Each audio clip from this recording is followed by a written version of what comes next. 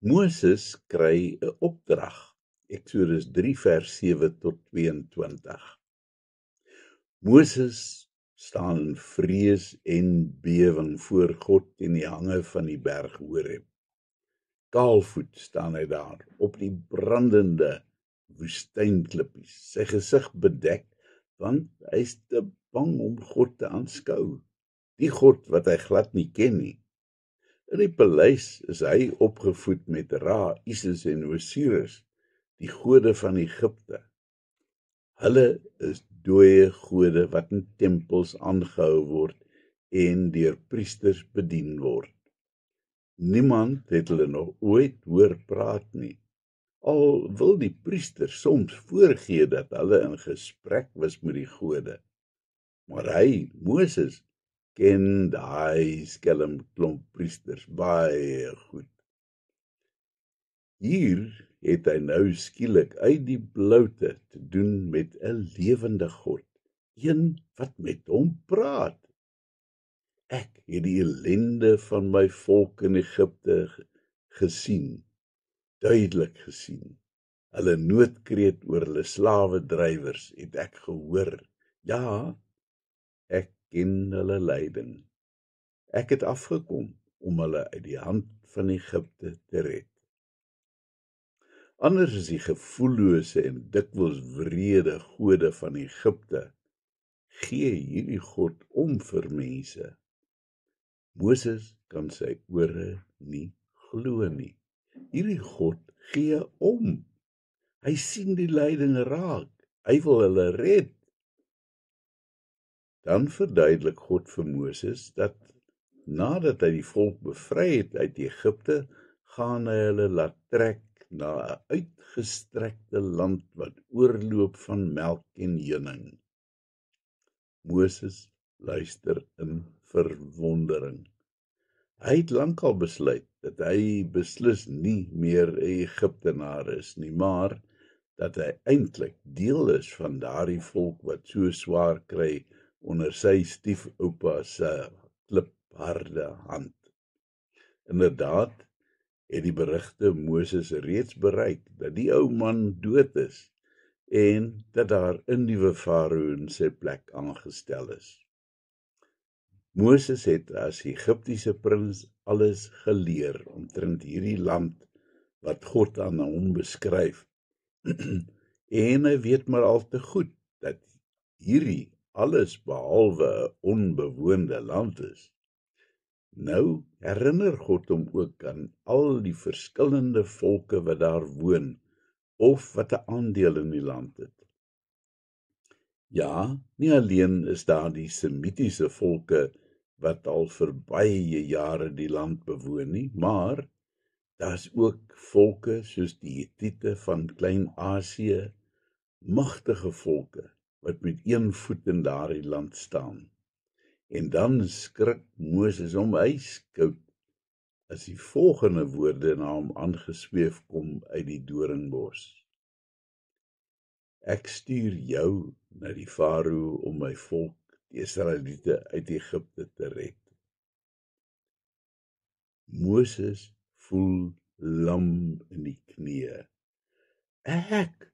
Nee, dit kan tog nie wees nie. Wie is ek dan nou? Ek kan dit nie eers waag om naby die farao te kom nie.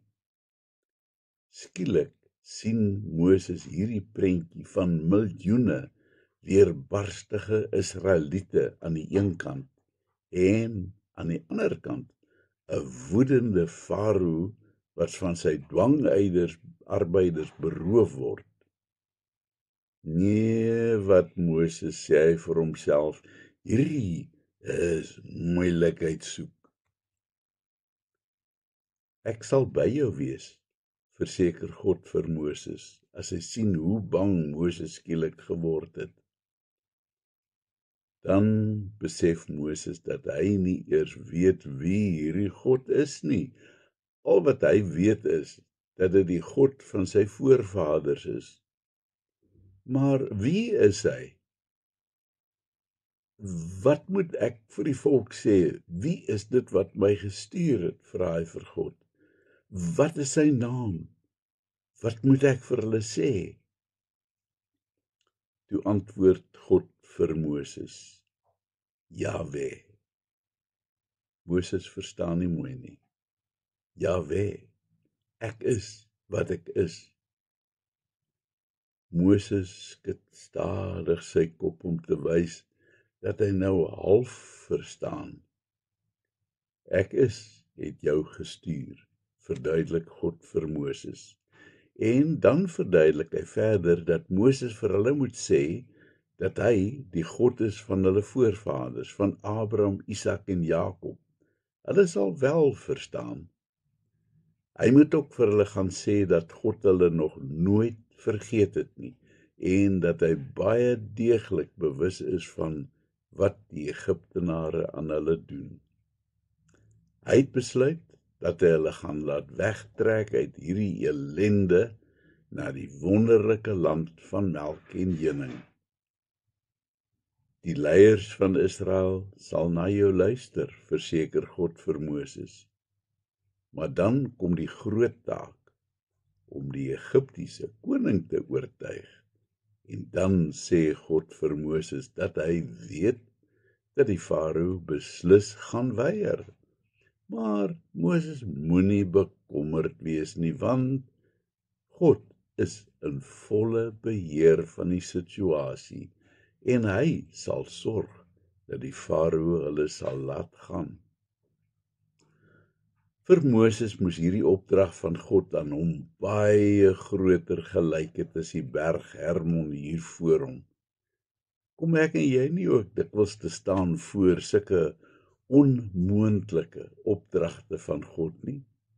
'n Paar jaar gelede het 'n klompie manne in Durban voor so 'n absolute onmoontlike opdrag te staan gekom.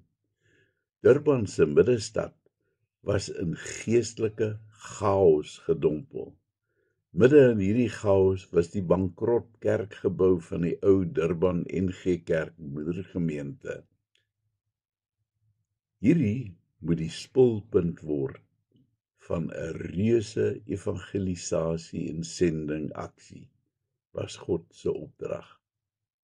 Dit het totaal onmoontlik gelyk, net 'n vage droom. 'n Skamele 2 jaar later het hierdie aksie al ons stoutste drome en verwagtinge oorskry en duisende mense word hier met die evangelie bereik uit 'n kerk waar daar 2 jaar tevore slegs 'n 20-tal verarmde lidmate was. En wat van die opdrag wat God vir jou gegee het? Staan jy steeds in verskoningsuitdink om daar uit te kom? Het jy dalk nie gehoor toe God vir jou gesê het dat hy vir jou die wysheid en krag daarvoor sal voorsien nie en dat hy met jou sal wees nie? Kom ons bid. Here, maak my asseblief gewillig om te doen wat U van my vra. Ek besef vanoggend weer eens dat U my nie alleen los nie, maar dat U my deur U taak sal dra. Amen.